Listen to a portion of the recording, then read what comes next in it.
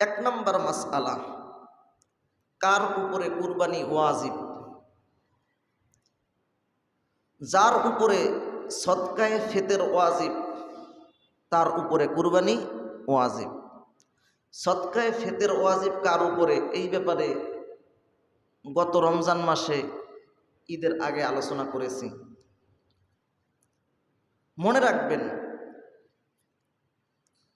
যদি কুরবানির দিন জিলহজ মাসের 10 তারিখ, 11, 12 তারিখ সূর্য অস্তের আগে এই 3 দিনে আপনার কাছে যদি নিসাব পরিমাণের সম্পদ থাকে, তাহলেই আপনার উপরে কুরবানি ওয়াজিব। জাকাতের ক্ষেত্রে নিসাব পরিমাণের মালিক থাকতে হবে পূর্ণ 1 বছর। আর কুরবানির ক্ষেত্রে ওই কুরবানির 3 দিনের মধ্যেই যদি আপনার কাছে নিসাব পরিমাণের সম্পদ থাকে। নিসাব পরিমাণের সম্পদ কত? বর্তমান বাজার মূল্যে 1 লক্ষ টাকা। কয় টাকা? 1 লক্ষ টাকা।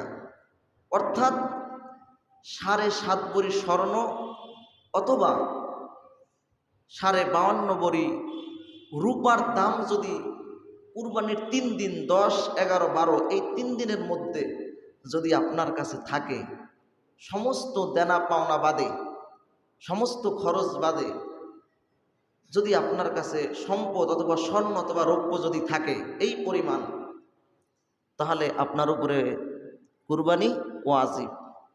জাকাতের ক্ষেত্রে 1 বছর থাকতে হয়, আর কুরবানির ক্ষেত্রে এই 3 দিনের মধ্যেই যদি থাকে, তাহলে তার উপরে কুরবানি ওয়াজিব।